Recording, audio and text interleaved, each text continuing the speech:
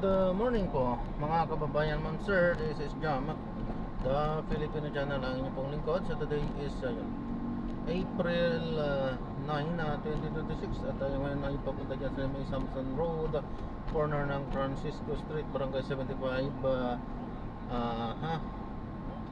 Dito yan sa may University Hills, Caloocan. At dadalhin po natin sa may AP Cargo Caloocan, sa may Rizal Avenue Extension, sa may Barangay 120 Grace Park East, Caloocan City. Okay, so magbabalik po tayo mamaya konti pag nakuha na po natin sila. Disclaimer lamang po, ang content po natin ay kalsada at hindi ang passenger. Kaya naman sakasakali man po na may marinig kayo mga pangalan ng lugar, pangalan ng tao, pangalan ng organisasyon sa government o private man yan, ay wala pong kinalaman ng channel na ito at wala pong pinapatungkulan. Lahat po ng pinag-uusapan dito ay pawang dito lamang po yan sa loob at wala pong pinapatungkulan sa loob. Sige po, magbabalik po tayo mamaya konti pag nakuha na po natin sila.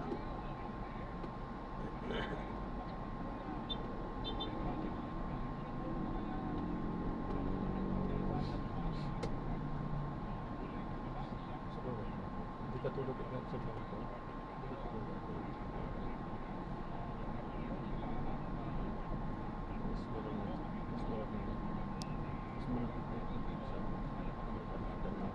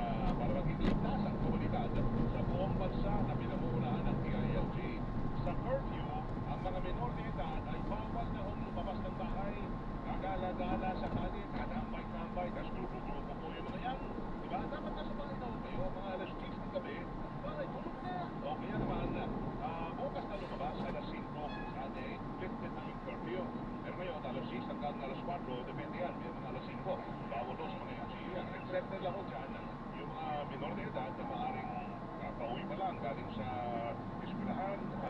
Gabi, di ba? Pero baka may ginawang project, sama yung mga kaklase, yan. Basta meron ng mga dahilan, ha?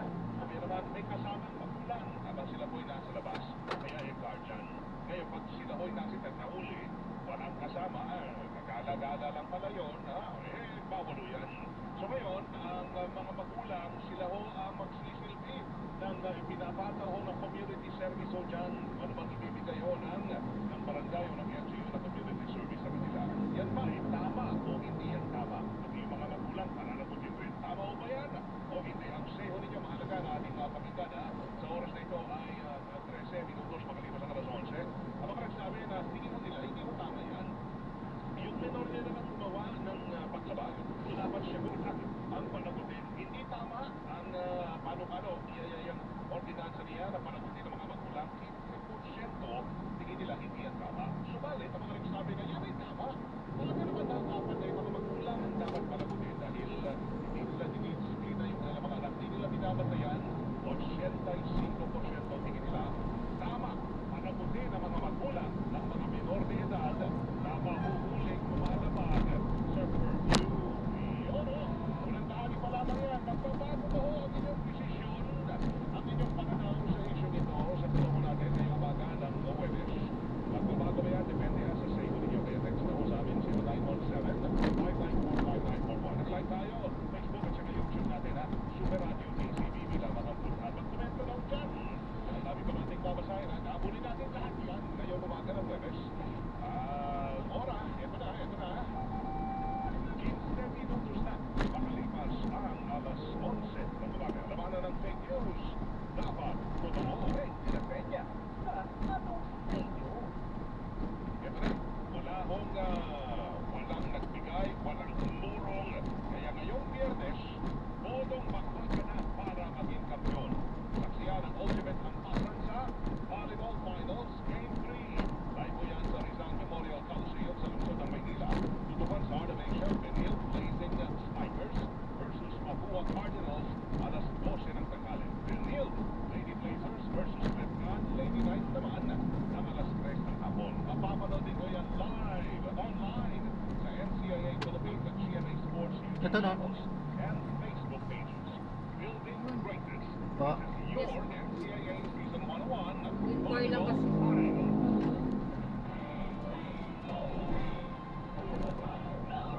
Ito po. Ito lang po. Ay, ito. Akala ko. I-cargo lang. Ay, wala po akong pang ano dyan. Pwede magpasupply mo na ako. Ewan ko kung susuklihan po yan, ma'am. Kasi ngayon... Sige, try nyo lang po. Wala akong ano. Kung ano, gusto i-gcash nyo lang. Kaya pwede magpasupply. Masahe ka lang. Tama. Ayos, meron. Baba na lang ako. Sige po. Meron pang... Tulak lang po, ma'am.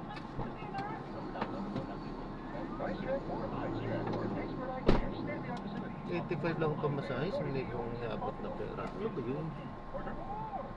Wala tayong perang ganyan. Ito, susukli natin.